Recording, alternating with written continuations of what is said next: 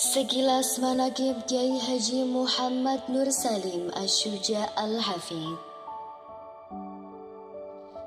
Beliau adalah Kiai Haji Muhammad Nur Salim Asy-Syuja' Al-Hafidz yang lahir di Pati pada tanggal 3 Februari 1971. Beliau merupakan putra pertama dari 5 bersaudara dari pasangan Bapak Warjan Syuja' dan Ibu Siti Aisyah. Semenjak kecil, beliau selalu diajak kakek buyutnya yang bernama Haji Iksan untuk sowan kepada kiai-kiai setempat seperti Kiai Junaid dan Kiai Faisal di Semarang. Padahal untuk pergi ke Semarang, mereka harus berjalan kaki dari Pati sampai ke Kudus. Namun semua itu dijalani dengan penuh kegembiraan dan keikhlasan. Pernah juga beliau diajak untuk ziarah ke Kudus dan disuruh memilih salah satu jajanan yang ada di sekitar sana. Akan tetapi, beliau lebih memilih Al-Quran yang berukuran besar.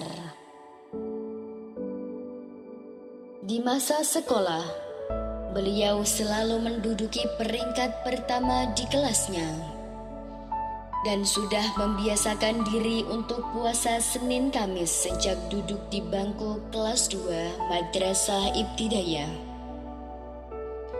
Lulus dari MI Raudhatus Syuban Sukolilo Pati, beliau melanjutkan pendidikannya di MTS Sunan Prawoto. Selama tinggal di Pati, keseharian beliau banyak dihabiskan untuk membantu perekonomian keluarganya. Beliau harus berjalan kaki sejauh 7 km agar bisa berjualan di pasar. Di antara barang dagangan beliau adalah kayu bakar, singkong, dan buah pepaya dari hasil berkebun. Selain daripada itu, setelah pulang sekolah, beliau langsung mencari rumput untuk memberi makan kambing-kambing miliknya. Sungguh luar biasa kesemangatan beliau di dalam menjalani hidup. Lulus dari MTS tahun 1987, beliau mencoba melamar pekerjaan di kota Surabaya. Akan tetapi, usahanya ditolak karena usianya yang masih terlalu muda.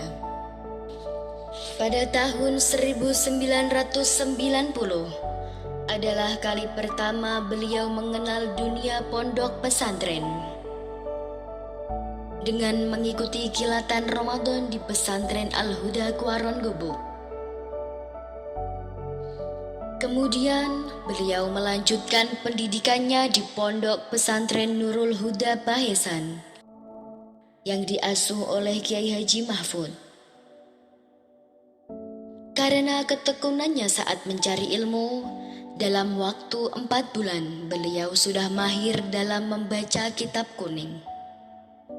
Di sana, beliau belajar mendalami ilmu agama kurang lebih selama 7 tahun. Pada saat itu, beliau juga mendapat surat keterangan lulus dari MA Yafalah Ginggang Gubuk. Kemudian, beliau mendaftarkan diri ke Universitas Darul Ulum Rejoso Jombang asuhan Kiai Tamim. Akan tetapi, di sana beliau tidak bertahan lama. Abah berhenti dan pergi ke Jepara untuk mengajar di pondok pesantren Miftahul Ulum Sinanggul Melongo yang pada saat itu dipimpin oleh Kiai Haji Bashir.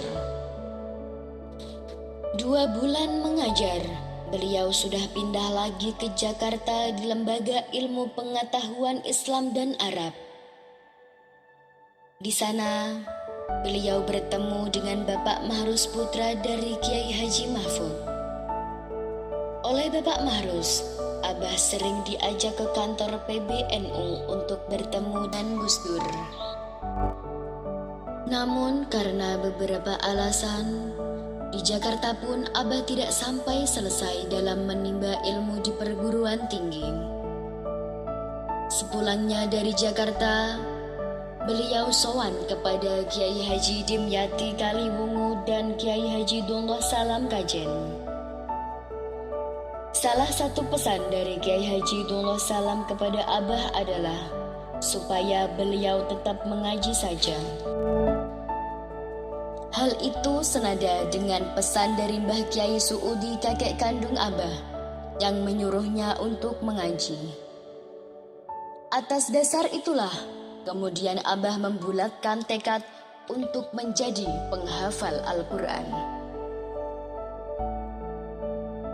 Pada masa itu, Abah menghafal Al-Quran di bawah bimbingan Kiai Haji Ishaq Selojari. Sebagai santri pertama, beliau menorehkan prestasi yang sangat luar biasa.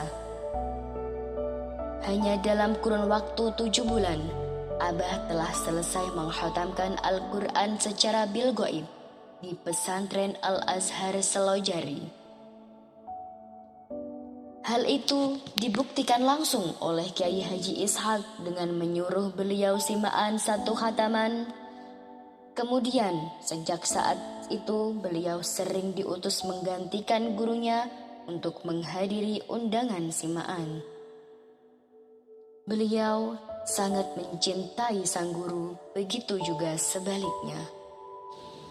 Selama proses menghafal Al-Quran, beliau tidak pernah sekalipun melihat pasar. Kiai Haji Ishaq pernah berkata, "Pak Salim, orang yang seperti sampean itu sudah jarang, maka banyak-banyaklah bersyukur." Beliau tidak pernah menyia-nyiakan kesempatan berhikmah untuk selalu mengulang-ulang hafalan. Mengabdi selama 3 tahun di pesantren Al-Azhar Selonjari, setidaknya 1000 khataman telah diselesaikannya secara bil ghaib. Abah pribadi pernah mengatakan setiap ayat yang dihafalkan tidak sedikit pun hilang dalam ingatan. Termasuk ketika penyakit stroke menimpanya, beliau selalu bersyukur atas kelebihan yang diberikan kepadanya.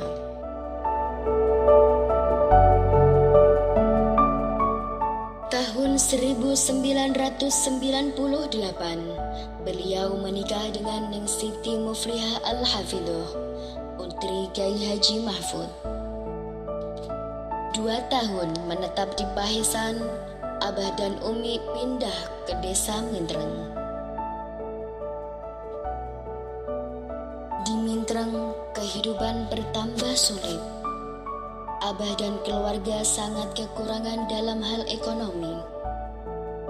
Mereka makan dari hasil jualan mainan di pasar Mintreng. Namun hal itu tak pernah membuatnya mengeluh. Terhitung 7 hari sejak kepindahannya dari Pahesan, Abah sudah didatangi santri untuk mengajarkan ilmu agama.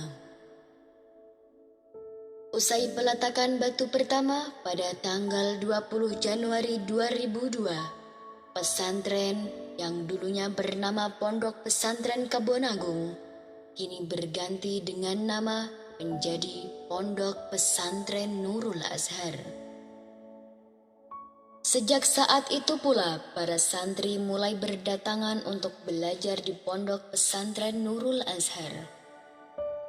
Kurang lebih 22 tahun Abah mengajar, mendidik para santri di Pondok Pesantren Nurul Azhar. Tepatnya pada hari Senin, 18 Juli 2022 atau 18 Dzulhijjah 1443 Hijriah. Abah berpulang ke rahmatullah. Abah mewariskan ilmu serta teladan hidup yang sangat luar biasa. Betul? dua saja yang saya sampaikan, mudah-mudahan bisa kamu ingat. Yang pertama, baca, belajar. Tanpa belajar mustahil ilmu tidak dapat. Yang kedua, kalau sudah punya ilmu, mari ditoto-toto, adapi, unggah-ungguhi dengan siapa kamu berhadapan, dengan siapa kamu berinteraksi, tahu diri, adapi nunggu, insya Allah ilmu sidik akan faedah dan manfaatnya. Allahumma, semoga yang saya sampaikan bermanfaat, semoga tidak tambah semangat lagi belajar, dan ilmu yang kamu peroleh betul-betul manfaat dan berkah di dunia wal akhirah. Amin. Allahumma amin. Al-Fatihah. Alhamdulillahirabbil alamin, arrahmanir rahim, maliki yaumiddin. Iyyaka na'budu wa iyyaka nasta'in, ihdinas siratal mustaqim. Shiratal ladzina an'amta 'alaihim